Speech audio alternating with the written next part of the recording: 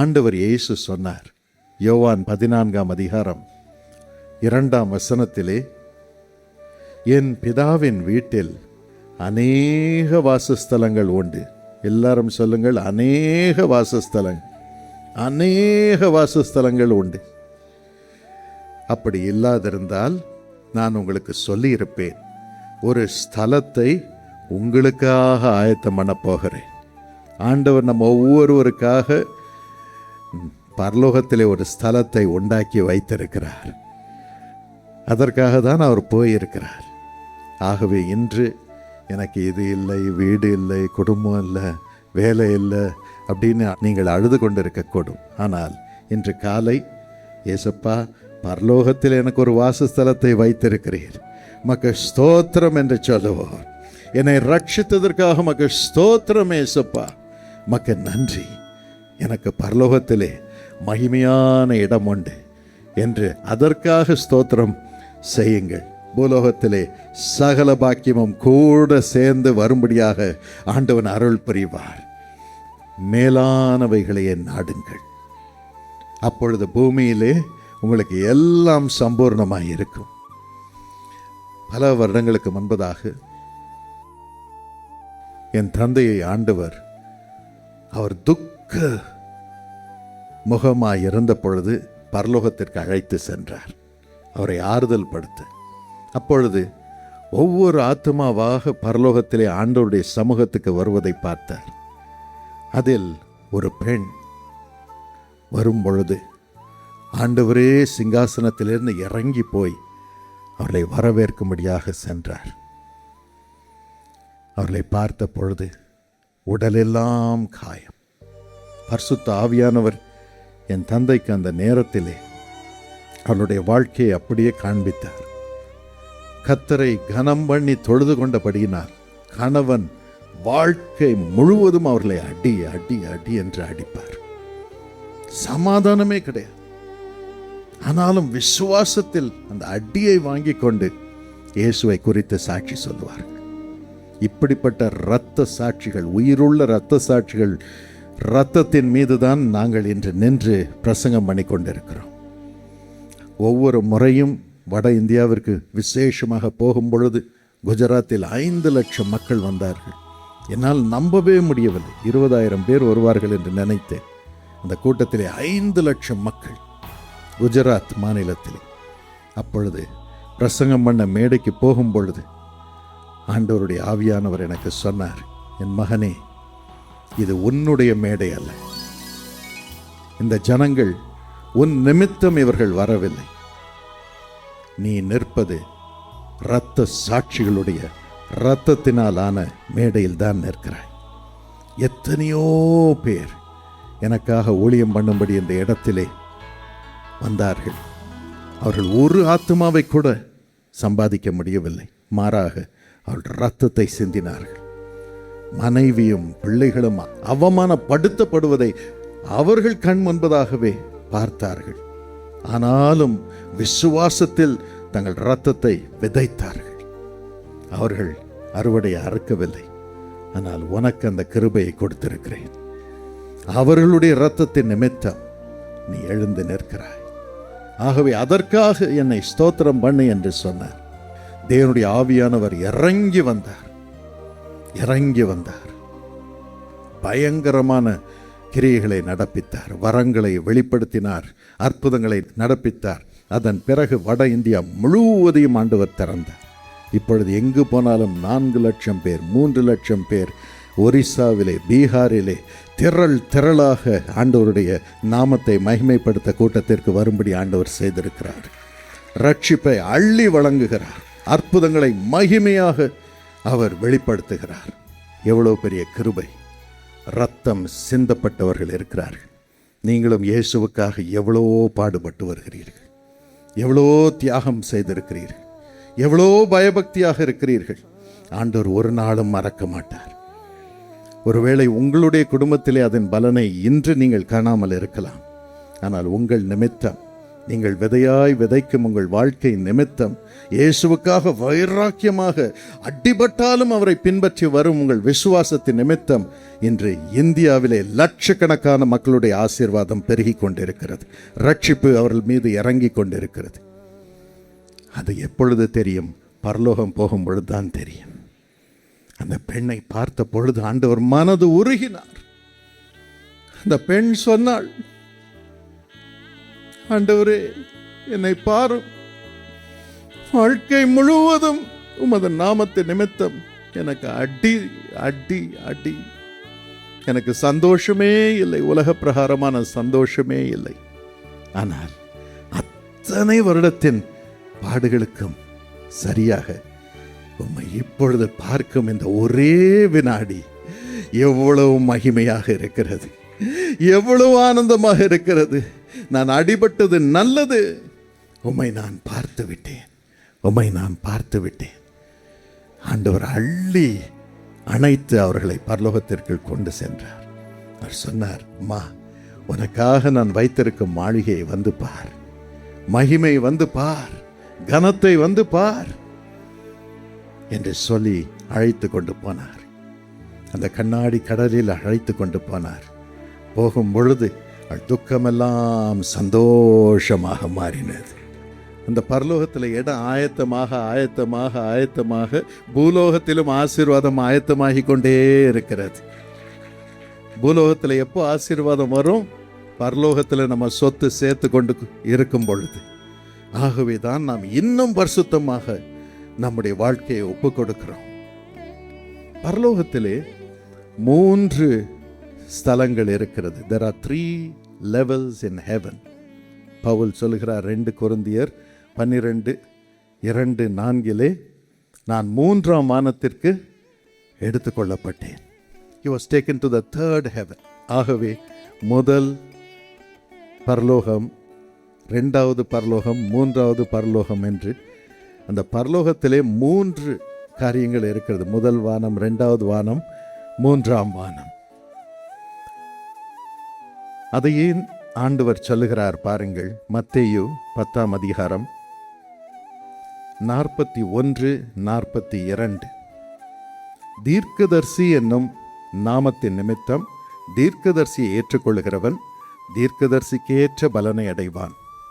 நீதிமான் என்னும் நாமத்தின் நிமித்தம் நீதிமானை ஏற்றுக்கொள்கிறவன் நீதிமானுக்கேற்ற பலனை அடைவான். சீஷன் என்னும் நாமத்தின் நிமித்தம் இந்த சிறியரில் ஒருவனுக்கு ஒரு கலசம் தண்ணீர் மாத்திரம் குடிக்க கொடுக்கிறவனும் தன் பலனை அடையாமல் போகான் என்று மெய்யாகவே உங்களுக்கு சொல்லுகிறேன். சீஷர்களுக்கான ஒரு வானம், நீதிமான்களுக்கான ஒரு வானம், இன்னும் ஆண்டவருடைய பிரசன்னத்திலேயே எப்பொழுதும் இருக்கும் தீர்க்கதரிசிகளுக்கான ஒரு வானம்.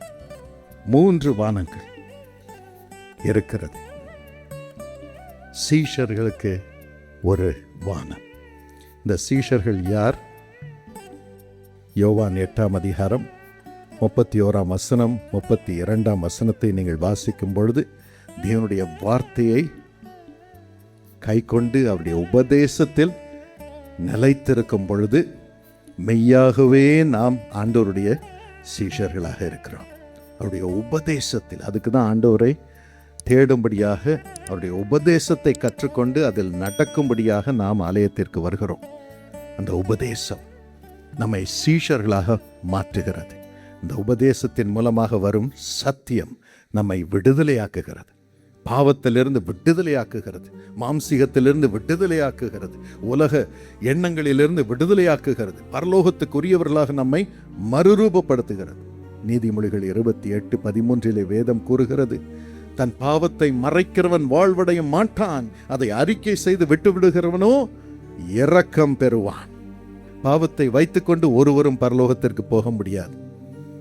லூக்கா 23:42-43 வசனத்திலே சிலுவையிலே ஆண்டவர் தொங்கிக் கொண்டிருக்கும் பொழுது இந்த கள்ளன் அவரை பார்த்து சொல்லுகிறான், ஆண்டவனே, உமது ராஜ்யத்தில் நீர் வரும் பொழுது அடியேனை நினைத்தருளும்.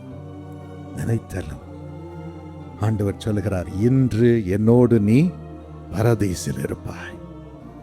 ஆண்டவன் அவரை மறுரூபப்படுத்தினார், சீஷனாக்கினார். சீஷர்களுக்கான ஒரு இடம் இருக்கிறது. அதுதான் முதல் வானம். கடைசி நிமிடத்திலே ரட்சிக்கப்படுகிறவர்கள் எல்லாரும் அங்கு கொண்டு போகப்படுகிறார்கள். எனக்கு அருமையானவர்களே, சீஷர்களுக்கான ஒரு இடம் உண்டு. நமக்கு நிச்சயமாக பரலோகத்தில் ஒரு இடம் உண்டு. டெலிவிஷன் நெட்வொர்க்கில் ஒவ்வொரு தேசத்துக்கும் போகும்பொழுது என்னை இன்டர்வியூ பண்ணும்போது கேட்பாங்க, ஜீசஸ் கால்ஸில் இதெல்லாம் பண்ணியிருக்கிறீங்க, காரூன்யா யூனிவர்சிட்டியில் இதெல்லாம் பண்ணியிருக்கிறீங்க, சீஷாவில் இதெல்லாம் பண்ணியிருக்கீங்க, ஏழைகளுக்கெல்லாம் உதவி செஞ்சுருக்கிறீங்க, அடுத்து என்ன ப்ராஜெக்ட்டுன்னு. ஒவ்வொரு முறையும் சொல்லுவேன், அடுத்த ப்ராஜெக்ட் பரலோகம் போய் சேரணும்.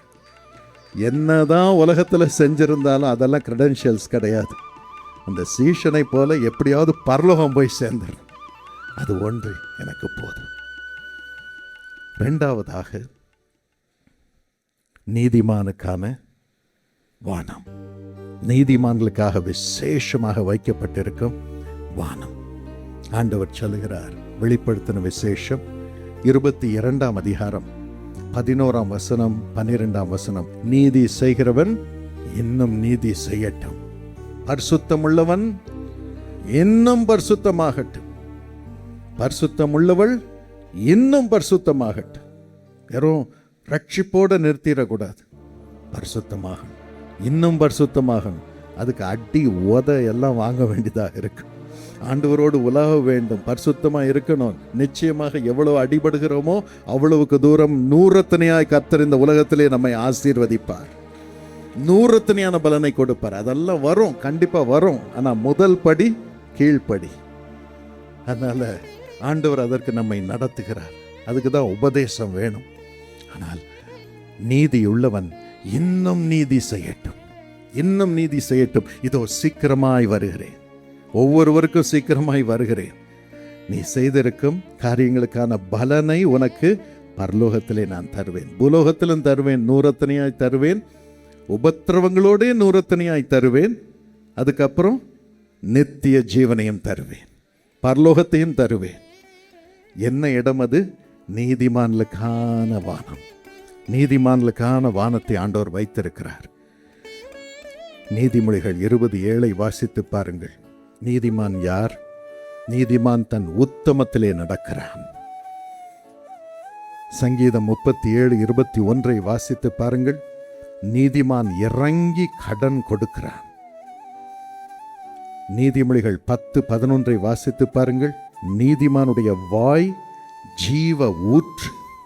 நீதிமொழிகள் 12:5 வாசித்து பாருங்கள். நீதிமானுடைய நினைவுகள் நியாயமானவைகள். நீதிமொழிகள் 29:7 வாசித்து பாருங்கள். நீதிமான் ஏழைகளின் நியாயத்தை கவனித்து அறிகிறான், கவனித்து அறிகிறான். இதெல்லாம் நீதிமான்களுக்கான ஆவி. இந்த நீதியை அதிகமாக செய்யுங்கள் என்று ஆண்டவர் சொல்லுகிறார். எசேக்கியேல் 14:14 வாசித்து பாருங்கள். 3 நீதிமான்களை குறித்து அங்கு வாசிக்கிறோம். முதலாவதாக நோவா, இரண்டாவதாக தானியேல், மூன்றாவதாக யோபு. இந்த நோவாவை பாருங்கள், பேழையை உருவாக்கினான். இந்த பேழைக்குள் யாரை அழைத்து கொண்டு போனான்? அவன் குடும்பத்தாரை அழைத்து கொண்டு போனான். நம் ஒவ்வொருவரும் நம் குடும்பத்தில் ஒவ்வொருவரையும் கர்த்தருடைய பேழைக்குள் கொண்டு போய் சேர்க்க வேண்டும். அதுதான் நீதி மார்க்கம். எப்படி தகப்பன் இருக்கிறாரோ அப்படிதான் பிள்ளை இருக்கும். பிள்ளை இப்படி இருக்கான், பிள்ளை அப்படி இருக்கான், மனைவி இப்படி இருக்கிறான், குறை சொல்றதை நிறுத்துவோம். நாம் நம்மையே தாழ்த்துவோம். அவங்க குறைவுபட்டால் நாம் இன்னும் நிறைவாவோம். நம்முடைய தாழ்மையை பார்த்து, நம்முடைய அன்பை பார்த்து, பெருமையை நாம் அகற்றி அவர்களுக்காக உபவாசம் இருந்து ஜெபம் பண்ணும் பொழுது, அவர்களை சுமக்கும் பொழுது அத்தனை பேரும் கர்த்தருடைய பிள்ளைகளாக மாறுவார்கள், பேழைக்குள் வந்து விடுவார்கள். நான் ஆண்டவரை விட்டு வெகு தூரம் போன பொழுது என்னுடைய தாய் அடி நடிப்பாங்க. எங்கள் அப்பா போய் பிரசங்கம் பண்ணி மிகுந்த மனதுருக்கத்தோடு எல்லாருக்காக அழுது ஜெபம் பண்ணிட்டு வீட்டுக்கு வருவாங்க. எங்கள் அம்மா சொல்லுவாங்க, இவன் பண்ண அட்டூழியம் தெரியுமா? ஃபர்ஸ்ட் ரேங்க் வாங்காமல் செகண்ட் ரேங்க் வாங்கிட்டு வந்திருக்கான்.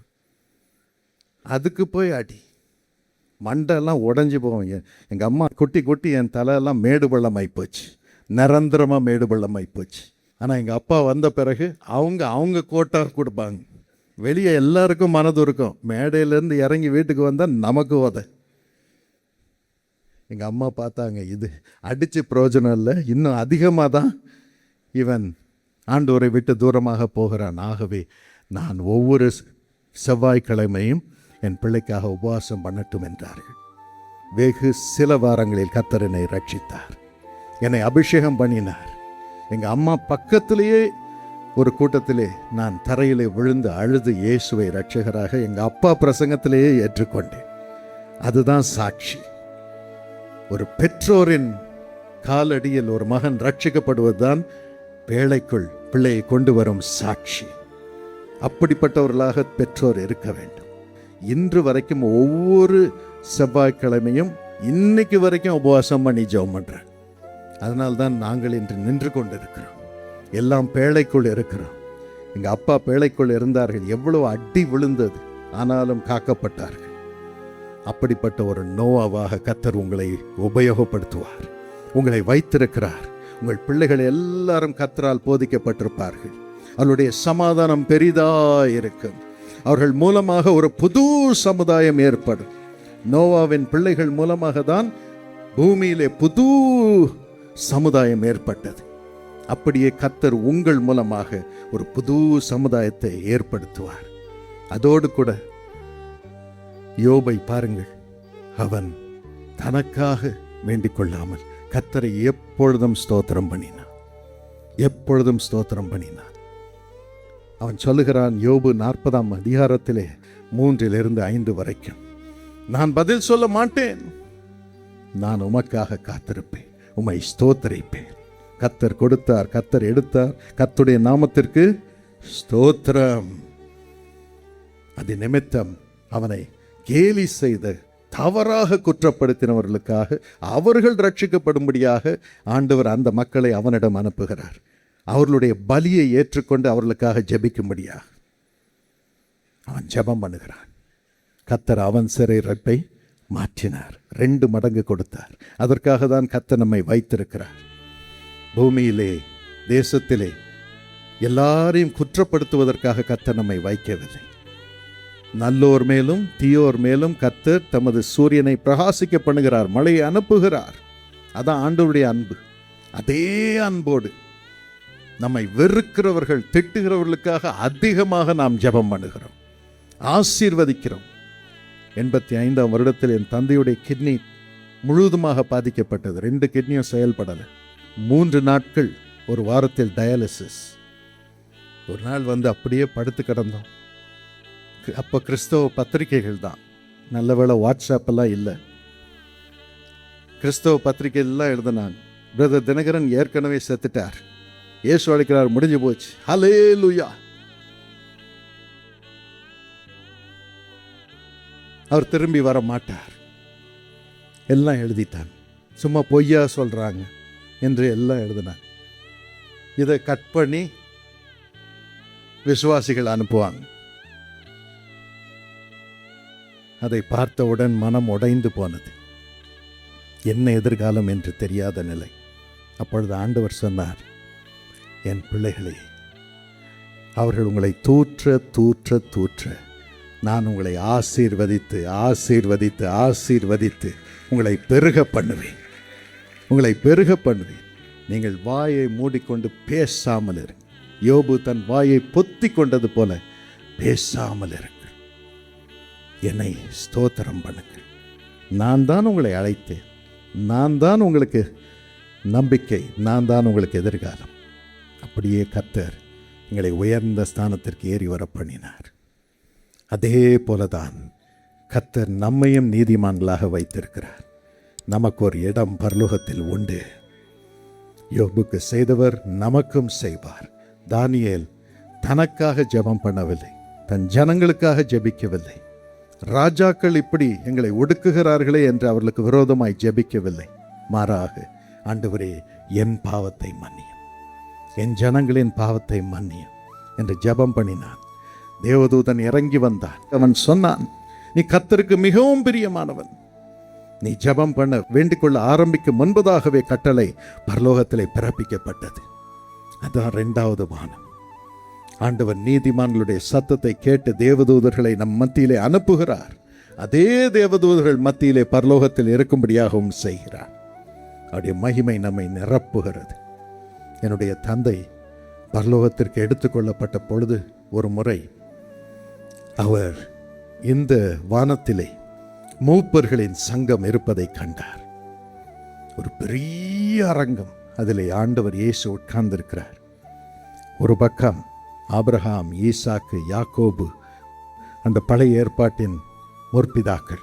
மற்றொரு பக்கம் பவுல், முதலாவது பவுல், அதன் பிறகு அப்போஸ்தலர்கள், அதன் பிறகு ஒவ்வொரு தேசத்திற்கும் ஆண்டவர் அழைத்த மக்களுடைய பிரதிநிதி அங்கு இருப்பதை கண்டார். இந்தியாவிற்கு ஒரே ஒருவர் சாது சுந்தர் சிங் இருப்பதை கண்டார். ஒரு தேவனுடைய ஊழியன் ஆஸ்திரேலியாவிலிருந்து என் தந்தை இறக்க முன்பதாக செய்தி அனுப்பியிருந்தார். அவர் தீர்க்கதரிசி. அவர் சொன்னார், ஆண்டவர் சகோதரன் தினகரனை எடுத்துக்கொள்வார், ஆனால் பரலோகத்திலே இந்த மூப்பர்களின் சங்கத்திலே இந்தியாவிற்காக அவருக்கு ஒரு இடம் வைக்கப்பட்டிருக்கிறது. அந்த இடத்திலே ஆண்டவர் இப்பொழுது நான் இந்தியாவில் இதை செய்ய போகிறேன் என்று சொல்லுவார். உடனே எல்லாரும் ஆமேன் என்று சொல்லுவார்கள். இதை குறித்து சங்கீதம் 82:1, 89:7, 111:1 என்ற பல வசனங்கள் இதை குறிக்கிறது. அவருடைய தீர்க்கதரிசிகளுக்கு சொல்லாமல் ஒன்றையும் அவர் தாமாக செய்ய மாட்டார். அதில் சில வேளைகளில் பவுல் மட்டும் எழும்பி நின்று பேசுவார். அந்த மகிமையான இடத்திலே ஆண்டவர் நம்மையும் கொண்டு போய் சேர்ப்பார். நீதிமானுக்கு ஏற்ற பலன். கடைசியாக வேதத்திலே 3ஆம் வானத்தை வைத்திருக்கிறார். 1 தீமோத்தேயு 6:16 யாரும் சேரக்கூடாத ஒளி இருக்கும் இடம், அங்குதான் பிதாவாகிய தேவன் இருக்கிறார். அந்த இடத்திலே அவர் இருந்து யோபு 25:2 படி அவர் சமாதானத்தை உருவாக்கி கொண்டிருக்கிறார். அதனால்தான் இன்னும் உலகம் அழியாமல் இருக்கிறது. அவர் சமாதானத்தை உருவாக்கி உருவாக்கி உருவாக்கி உலகத்தை காப்பாற்றி வருகிறார். அந்த சமாதானம் பெருகி கொண்டே இருக்கிறது. அந்த இடத்திலே உட்கார்ந்திருக்கிறார். என் தந்தை அவருடைய சமூகத்திற்கு இயேசு மூலமாக சென்ற பொழுது, இயேசுதான் அங்கு நம்மை கொண்டு செல்ல முடியும், குமாரன் தான் கொண்டு செல்ல முடியும். ஆண்டவர் கேட்டார், என் மகனே உனக்கு என்ன வேண்டும் என்று. அவர் பேசும் பொழுது அந்த இடமே அதிர்ந்தது. என் தந்தையுடைய எலும்பெல்லாம் உடையும் போல இருந்தது. என் தந்தை சொன்னார், எனக்கு உமது பரிசுத்த ஆவியானுடைய வரங்கள் வேண்டும் சுவாமி என்று.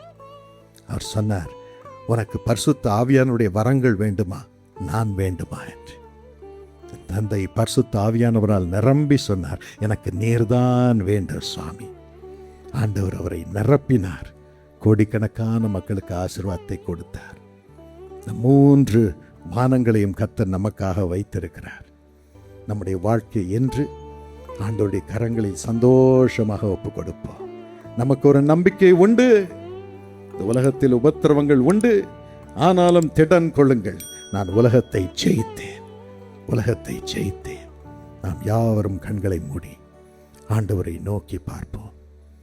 எங்கள் பரம தகப்பனே, இந்த உலகத்திலே நாங்கள் கடந்து செல்வது லேசான உபத்திரவம் அப்பா. ஆனால் எங்களுக்கு பரலோகத்தின் மகிமை காத்திருக்கிறபடினால் உமக்கு ஸ்தோத்திரம்.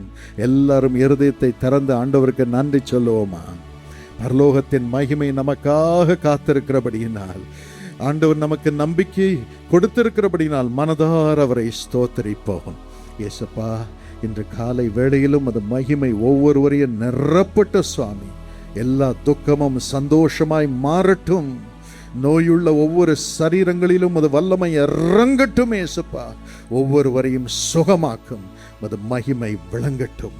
பரிசுத்தம் பெருகட்டும், நீதி பெருகட்டும். ஆண்டவனே, ரட்சிப்பு பெருகட்டும். குடும்பத்தில் அத்தனை பேரும் அது பிழைக்குள் வரும்படி கிருபை செய்யும் சுவாமி. தயவாக ராஜா உம்மோடு உறவாட, மது வரங்களை பெற்று பூமியிலே சமாதானத்தை கொண்டு வர, சுவிசேஷனுடைய பாதங்களைப் போல எங்கள் பாதங்கள் மாற இந்த நாளில் எங்களை ஒப்பு கொடுக்கிறோம் அப்பா. நீர் ஆளுகை செய்யும், நீர் மகிமைப்படும். இயேசுவின் நாமத்தில் கெஞ்சுகிறோம் நல்ல பிதாவே, ஆமென். எனக்கு அருமையானவர்களே, நீங்கள் காருண்யாவிலே உங்கள் பிள்ளைகளை சேர்க்கும்படி உங்களை அன்போடு கேட்டுக்கொள்கிறேன். காருண்யா யூனிவர்சிட்டியில் அட்மிஷன்ஸ் ஆரம்பித்து விட்டது. பிகாம், மீடியா, அக்ரிகல்ச்சர், இன்ஜினியரிங் என்றெல்லாம் பல கோர்சஸ் இருக்கிறது. அலைடு ஹெல்த் கேரில் நிறைய கோர்சஸ் இப்போது இந்த வருடம் ஆரம்பித்திருக்கிறோம். அங்கே ஒரு ஹாஸ்பிட்டலும் இருக்கிறது, ப்ராக்டிக்கல் ட்ரைனிங் சென்டர்ஸ் இருக்கிறது, ஹை ரிசர்ச் இருக்குது. அதனால் நீங்கள் வந்து அங்கே பாருங்கள். இல்லைன்னா karunya.edu இந்த வெப்சைட்டுக்கு போங்க. அந்த வெப்சைட்டில் எல்லா இன்ஃபர்மேஷனும் இருக்குது. இந்த டெலிஃபோன் நம்பருக்கும் நீங்கள் ஃபோன் பண்ணலாம். நீங்கள் நேரில் வந்து பாருங்கள், எவ்வளோ உயர்ந்திருக்கிறது என்று நீங்கள் அறிந்து கொள்வீர்கள். அதோடு கூட நல்ல வேலை வாய்ப்பு உங்கள் பிள்ளைகளுக்கு இருக்கும். இன்னும் என்டர்ப்ரினராக மாறுபடியாகவும் பல திட்டங்கள் அங்கே இருக்கிறது. ஸ்காலர்ஷிப் இருக்கிறது. நீங்கள் வந்து பாக்கியம் பெறுங்கள். எல்லாவற்றிற்கும் மேலாக உங்கள் பிள்ளை ஒரு தானியேலாக, ஒரு யோசேப்பாக, இறை ஞானத்தினால் நிரம்பி இறை ஆற்றல் பெற்று இறை சாயலோடு வெளியே வரும்படியாக அங்கு காருண்யாவிலே பயிற்றுவிக்கப்படுவார்கள். ஆகவே இந்த பாக்கியத்தை நீங்கள் அனுபவிக்கும்படி உங்களை அன்போடு கேட்டுக்கொள்கிறேன். இப்பொழுதும் அதே போல் ஜீசஸ் கால்ஸ் ஆப் நீங்கள் டவுன்லோட் பண்ணிங்க. கூகுள் ப்ளே ஸ்டோர்லேருந்து, இன்னும் ஆப்பிள் ஸ்டோர்லேருந்து நீங்கள் டவுன்லோட் பண்ணிக்கலாம். நிறைவான பலனை அதன் மூலமாக நீங்கள் அனுபவிப்பீர்கள். ஜீசஸ் கால்ஸ் வெப்சைட்டுக்கும் போங்க, jesuscalls.org. அதன் மூலமாகவும் நீங்கள் பாக்கியம் பெறுவீர்கள். God bless you richly. மயலாகு Kalarani 31 மே அன்றைக்கு ரிட்டையர் ஆகியிருக்கிறார். கர்த்தர் அவரை பலப்படுத்தி சமாதானத்தோடு உழைத்த உழைப்பிற்கு ஏற்ற பலனை நூறத்தனையாய் வரும் நாட்களிலே அனுபவிக்க அருள் புரிவாராக. உங்கள் அருமை கணவர் மிஸ்டர் கோவிந்தன் அவர்கள், அருமை மகன் Siva Shamkumar, happy birthday. God bless you richly this year. உபாகமம் 28:11 படி கர்த்தர் உனக்கு பரிபூர்ண நன்மை உண்டாக கட்டளையிடுவார். அப்பா, சகோதரி மயலாகு கலாராணி, சகோதரர் கோவிந்தன் அவர்களுக்கு நல்ல சுகம், சமாதானமான நாட்கள், செழிப்பை அனுபவிக்கும் நாட்களை தாரும். சுதன்குமார், வைஷ்ணவி, எல்லா மிஸ் அண்டர்ஸ்டாண்டிங்ஸும் மறைந்து சமாதானத்தோடு குடும்பத்தை நடத்த அருள் புரியும். அப்பா, அருள் புரியும். சிவஷாம்குமார் வேலையிலே ஆசீர்வாதம் பெற்று உயர்ந்திருக்கட்டும். வெட்டிங் ஏற்ற சமயத்தில் நடைபெற எல்லா பாக்கியங்களையும், பலன் அனுகூலத்தையும், ஒரு மனதையும், நிறைவான பலனையும் தாரும். அப்பா, அதிரன் மகள் மாறன் படிப்பிலே உயர்ந்திருக்கட்டும், சமாதானத்தோடு உயர்ந்திருக்கட்டும். இயேசுவின் நாமத்தில் ஆமென். God bless you.